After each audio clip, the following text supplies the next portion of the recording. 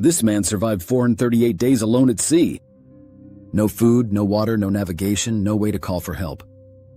Just a tiny boat drifting in the biggest ocean on Earth. In today's video, we're diving into the incredible survival story of José Salvador Alvarenga. So, our story starts in November 2012. Alvarenga, a tough and experienced fisherman from El Salvador, is working off the coast of Mexico. He's the kind of guy who knows the ocean like the back of his hand. Weather, fish, currents, you name it. But this trip? This trip was different. He was paired with a new guy, a 23-year-old rookie named Ezequiel Cordoba. Never been on a deep-sea trip before. And let's be real, if he knew what was coming, he probably never would have gotten on that boat. A few hours into their journey, they hit gold. The fish are biting like crazy. They're hauling in hundreds of pounds of catch, probably thinking they're about to make a fortune. But then the sky changes. A storm starts brewing on the horizon. Now, Alvarenga has been through storms before. But this one was something else. It hits fast. Winds raging at 60 mph, waves rising higher than buildings. They try to call for help, but their radio is dead. The engine? Completely shot. And just like that, they're drifting. No control. No direction. Just at the mercy of the ocean. Let's pause for a second. Picture being lost in the biggest ocean on Earth. 63 million square miles of nothing. No food. No fresh water. No landmarks. Just you and the sea. And the worst part, nobody knows where you are. The search parties? They're looking in the wrong place.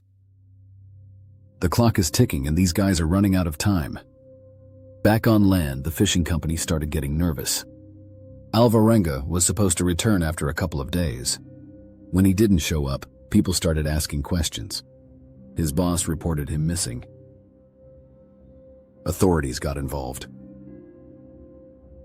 And that's when the search began. But here's where things get frustrating. The Mexican Coast Guard launched a search and rescue mission. They scanned the waters near where he was last seen. Boats went out looking. Helicopters flew over the ocean. But here's the problem. The Pacific is huge. And storms? They don't just push boats off course. They toss them around like a toy in a bathtub. By the time the search started, Alvarenga's boat was already drifting hundreds of miles away. After 2 weeks, the search was called off. Authorities had to make a tough decision, keep looking or assume the worst. And here's the heartbreaking part. They assumed he was dead. The ocean had swallowed another fisherman. Case closed. Except Alvarenga was still out there. Alive. Fighting to survive. Now here's the thing about being lost at sea.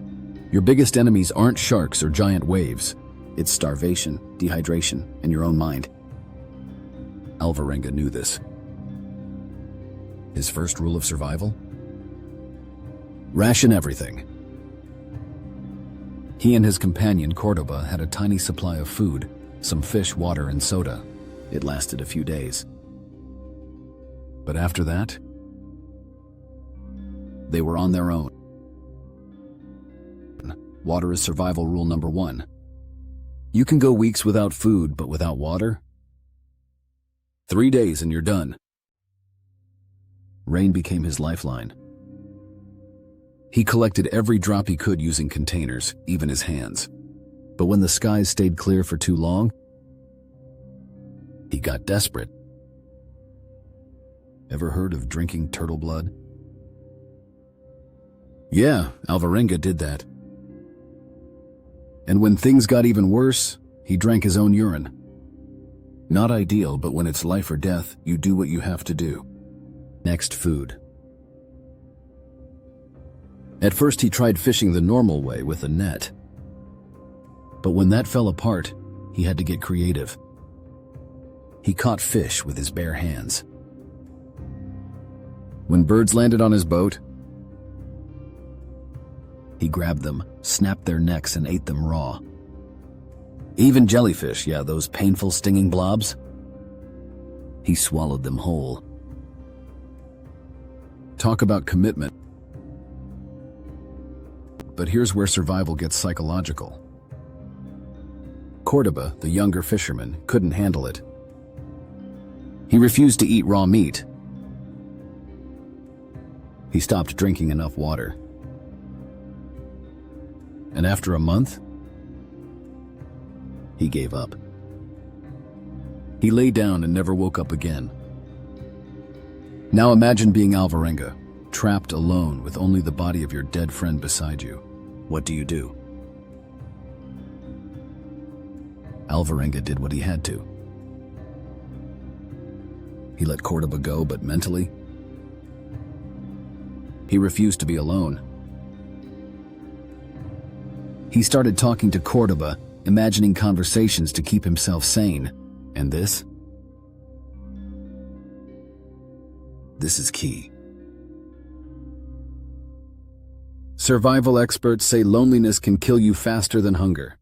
Keeping his mind active, keeping himself believing he wasn't alone, may have been what saved him. Then there was the sun. No shade. No protection. Just endless burning heat. His skin turned raw, blistered, cracked open. At one point, he started hallucinating, seeing islands, boats, even people who weren't there, but he never gave up. His body adapted. His mind adapted. And he just kept going. After months adrift, his boat became a floating ecosystem. Barnacles started growing on the hull, and guess what? He ate those too. Every little scrap of food mattered. Survival was a full-time job. Here's the crazy part. The Pacific Ocean isn't just random open water. It has powerful currents, moving like underwater highways. His boat was drifting along a current that carried him nearly 7,000 miles. 7,000 miles. That's like floating from New York to Africa, without a map, without control, without even knowing it was happening. And then, after 438 days, 14 months at sea, something appears on the horizon. Land. A tiny island. Ibn Atoll, part of the Marshall Islands. He can't believe it. Using the last of his strength, he jumps into the water and swims for it. When he hits the shore, he collapses. A human skeleton, barely alive. The people who found him couldn't believe it. They thought he was some kind of ghost. Doctors examined him, and yeah, he was malnourished, dehydrated, barely alive. But he was alive. And the craziest part? His body had adapted so well that he had no major organ damage. After 14 months adrift, he walked away. His story made headlines. Scientists analyzed it. People debated whether it was even possible. But Alvarenga? He knew the truth. He knew what he endured. And the lesson? The human will to survive is stronger than anything. He fought the ocean. He fought his own mind. And he won. So let me ask you, could you survive 438 days alone at sea?